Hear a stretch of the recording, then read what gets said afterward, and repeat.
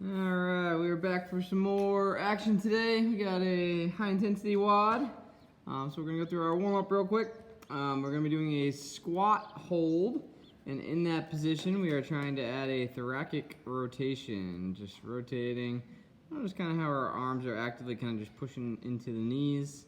So the goal is doing it from as low as you can hold. If you need to modify slightly, find something that you can kind of just gently just hold on to and just same idea, working that rotation from that position that you can hold on to.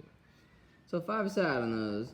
And then you guys can choose whether you want to do kind of a strap style rocking quad or you can just use your own hand. But if you have a band or a belt or something that you can tie around your foot. So the goal is pulling up over the head and then you're just pulling into that sweet spot. So kind of hold it for a couple seconds and then you would kind of relax the movement and then bring it back into that same position. Alright, so 5 aside on those. Then we have elevated pigeons. So the goal is using a bench, chair, couch, something that's roughly around your knee height. And the goal is really trying to push that leg flat on the bench and really extending that back leg down. You can add a further stretch, by leaning forward more or reaching the arm out. And the last one's kind of working the core and getting the heart rate up a little bit is an up-down plank. So it's an elbow plank to a push-up position plank. And the goal is alternating arms, 5 each side. For 10 total repetitions. So the goal is 3 rounds if you got time for the warm-up. Otherwise, do a quick 2 and get into the next part. Alright, so our format this week for the hurricane aspect is you're going to be working through a ladder of exercises, and at the end of every round you are doing a sprint. So the sprint distance stays the same for the first 5 minutes, and then the second 5-minute interval is going to get a little bit longer, and the last 5-minute interval will get even longer.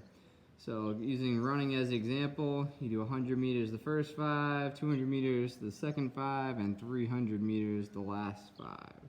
But you can try to choose your poison with what you want to apply to that format. Alright, so we're going to go through the exercises. So we have a touch and go style press. So the easiest would be just using a pair of dumbbells for this. You can also hold a plate or even a kettlebell will work. But if you're using dumbbells, you're going to rotate them so the tips touch the ground. You're kind of using a little bit of momentum to drive them over the head.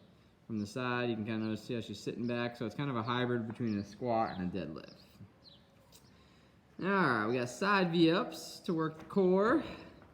That is laying on our side. Keep the elbow down. So you notice you're also kind of making a V shape with the way you're facing. And the goal is trying to touch the toes. So you would start off by doing 2 and then switch, do 2 on the other side.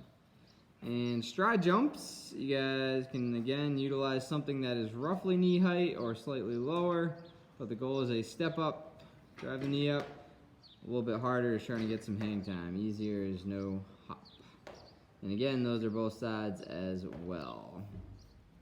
So the ladder aspect, you do 2 touch and goes, 2 side plank V-ups, 2 stride jumps, 100-meter run. Then you go 4 reps of each, 100-meter run, 6 reps of each. You keep working your way up. So even if you get up to 10, you just start over again and go back to 2. It's only after 5 minutes at the end of each round you increase the distance. Alright, second circuit. So we have pivot slams or discus throws. So if you have a med ball, I would work the pivot slam. So it's going over the head. You're kind of crunching as you pivot. And these are each side. If you don't have a ball, you can use a light dumbbell or even like a light plate would work. So load the hip and you're trying to pivot in the direction the bell is traveling. And you're using your other hand to kind of stop the momentum. So 2 each side. Then we got lateral plank walks.